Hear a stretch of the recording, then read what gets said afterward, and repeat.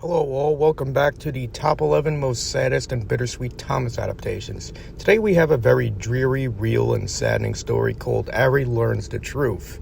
It is written and narrated by 22 Tesla, and this adaptation is directed by Bradley Thomas Burden Train Tales. Jesus Christ, that's a long fucking channel name. Can't say that 10 times fast without having a seizure.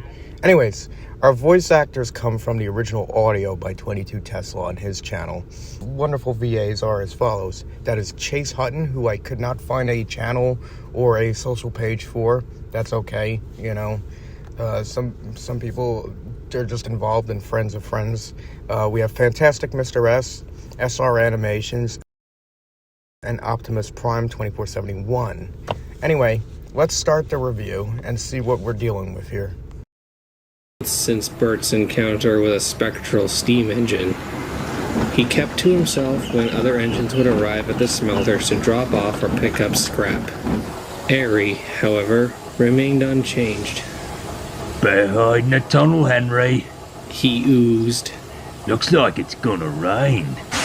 I'm not afraid of the rain anymore. Henry hissed. You should be, 'cause rain makes you wet. And if you're wet, you rust. Soon, you'll be so rusty you'll fall apart and join the other kettles here.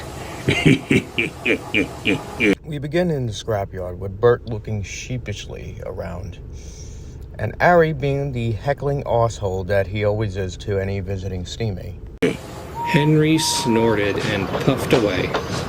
Bert just looked away. And what's gotten into you? Arry asked as he came up. Where's the Bert who's always had me back and letting those useless steamers know what happens to him? He's still here, Bert grumbled. but maybe it's just not worth it. I mean, I've not seen any new diesels on this line, have you? Hardly an excuse. Those kettles are all going away, making way for us.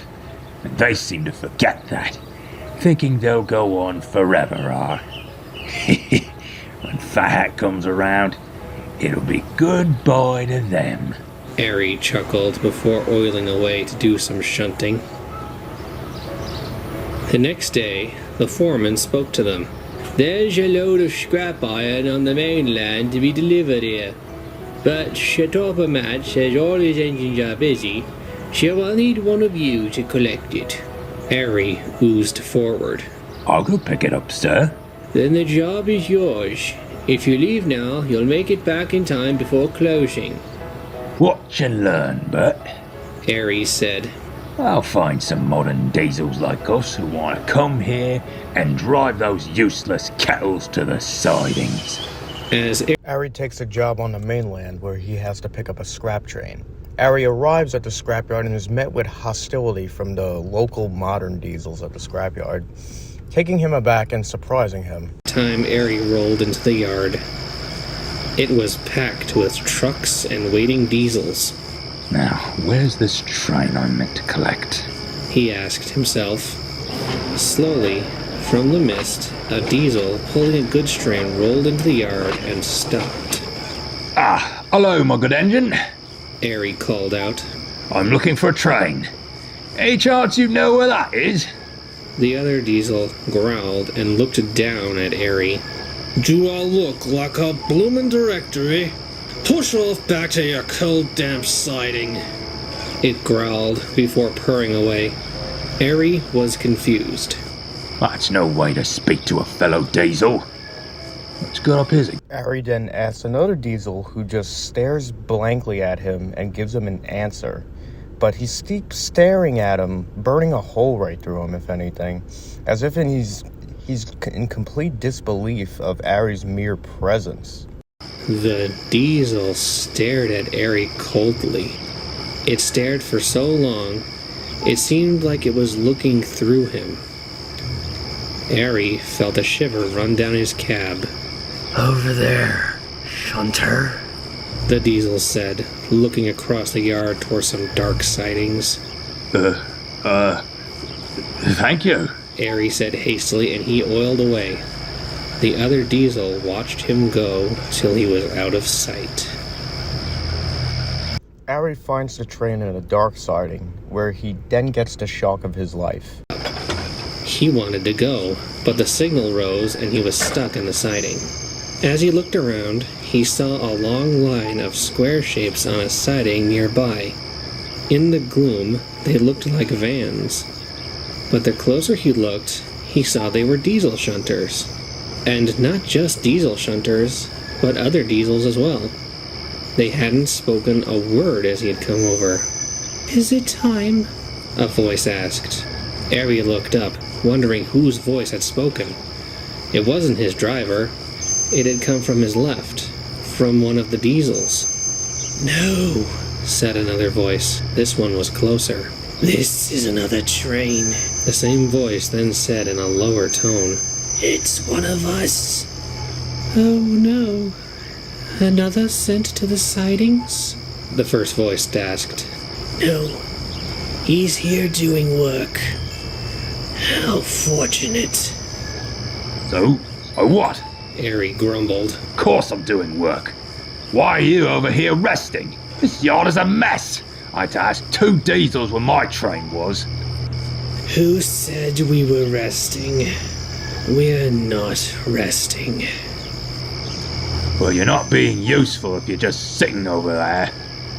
A long pause hung over the air before the second voice spoke again. "That's just it. We are not useful. Not anymore." What does that mean? Diesels like us are always useful. We're the future. A deep, mournful sigh was heard, and the second voice continued. "We were the future, but that was years ago. Now we're yesterday's news. Last year's model. Trash." Arry began to get nervous. This diesel wasn't talking like he expected. Diesels were the future, and his class had been the future. Diesel himself was proof enough that diesels were better than steam engines, more useful, more reliable, more Revolutionary. What do you mean? We replaced all those useless kettles, so of course we're useful. We're not trash, we're revolutionary. "Steam engines," the first voice said suddenly. "How I wish I was a steam engine." "We all wish that," the second voice said, talking to the first. "But that's not to be." Arry was now very confused. Why would a diesel want to be an inefficient, useless engine? Something weak and ancient. Okay, are you all on some bad fuel? No diesel on Earth would ever want to be a steam engine. They're old, clapped out, smoky. Yeah, this is where it starts taking a comedic turn. Didn't think I was gonna start seeing comedic turns in an adaptation like this, especially with the truth of scrap happening right before Arry's eyes.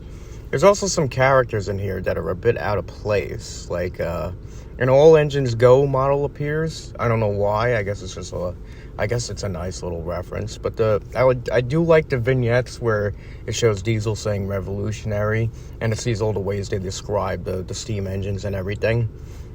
But that Jim Carrey said where it's just him as the mask saying smoking, I'm just like, okay, that's a little weird for this kind of scenario. But other than that, it's a really interesting shot here. Many diesels. At least 8 shunters and 2 heavy goods diesels sat on their sidings. Many didn't even look up or acknowledge his presence. The owner of the second voice was looking right at him. His face was filthy and covered in rust streaks. His eyes widened as he read Arry's side. "Sodor! You're from Sodor!" Yes. Arry said slowly. "Take me with you. I'll do any work that's asked of me. Just take me away." "No, take me. I'll work with steam engines." The whole line of diesels woke up. Each began begging to be saved, taken to Sodor with Arry. Arry felt very crowded. Slowly the voices became more pleading, and also fighting between the voices began to ring out. Engines began putting down others, rather horrid names spewing from their mouths. Arry felt helpless, seeing so many engines, diesel engines, at their throats, sniping each other, all for the possibility of survival. Suddenly, the signal dropped, and Arry charged out of the siding, dragging the scrap train behind him as quick as he could. The voices still echoed behind him. They begged for him to come back, to save them, and then... There's too many funny moments happening. I really just heard Jeremy Clarkson screaming out Hammond's name now, as Arry runs away scared of what's going on before him, and how much he's in a panic. Like, come on, sell the sadness of this. I don't want to be laughing at this like it's dark comedy. The story itself, though, puts a lot of emphasis on as to how much of a safe haven Sodor really is for both diesels and steamies alike. Bert meets Arry when he comes back and notices the expression on his face. He says nothing, knowing what Arry saw.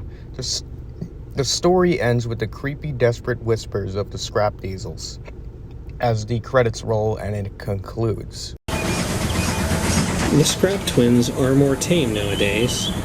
While they still tease the engines, the subject of scrapping them has never come back up. I suspect those two engines have changed for the better. Don't you?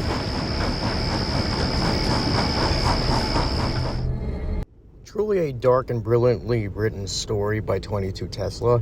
However, I take some issues with the way everything is shot by the director. And I'm not downright bashing it in a cynical way. It's just some design choices and some editing effects. And also some transitional shots and other sound effects that get used, like that feel out of place for a story like this. Let's go to the scales. Now, the world building here is great and immerses you into the setting as a whole, but the cinematography and some design elements I'm not too wild about. There seems to be a sharpness and saturation that overwhelms each scene, as well as a contrast that really brings out the dark outlines. And it makes it less three-dimensional and more so cartoonish and pop art style-like. The exposure is kind of extreme as well. The fog effects are surprisingly tame and look good in it, but with the seriousness of the story and the cartoonish approach, looks, in all honesty, and don't hate me here, it's kind of like we're supposed to laugh at this. Especially the editing bubbles, which shows a clip of Jim Carrey as the Mask. Don't get me wrong, that's a good pun, but it takes away all the serious emotion of this. It's a unique approach, I'll give it that, but I'm giving it an 8 here. The narration here needs no introduction. It's Chase Hutton's youthful and vibrant narration that gives it a fresh feeling, so it's an easy 10 points. When it comes to voice acting, Arry is brilliantly and gruffly voiced by the fantastic Mr. S. And Chase Hutton voices a lot of the extra voices here, especially from the scrap diesels. I didn't mean crap. Henry's brief appearance here is voiced by Optimus Prime, and although his lines are small, I think he fits Henry's personality perfectly. So I'm giving it another 10 here.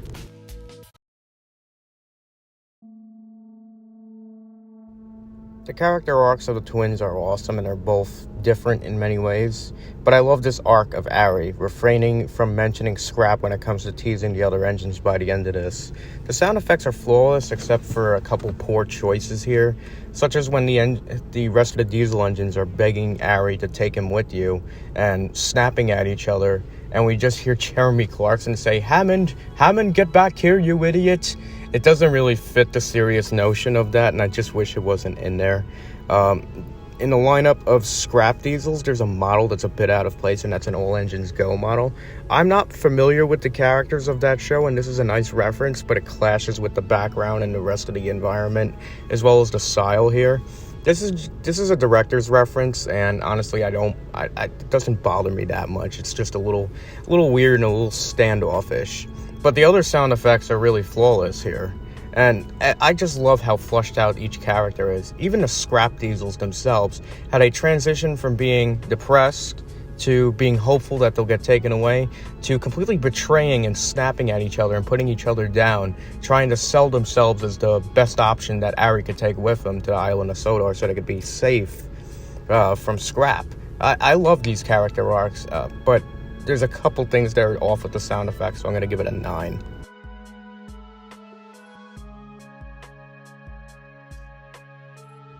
The soundtrack and music choices here, I fucking love them. There's not much else to say there. I just fucking love them. 10 points.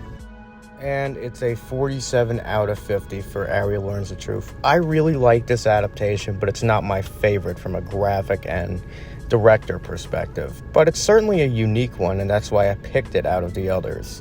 So, eye-catching, it is really good at that, but it does clash within itself in the story being told. Thank you all for watching. There's 7 more episodes to go before that final list to rank them all together. So stay tuned for the next one. And of course, I'll see you. Well, blah, blah. I hate doing outros. I'll just see you in the next one.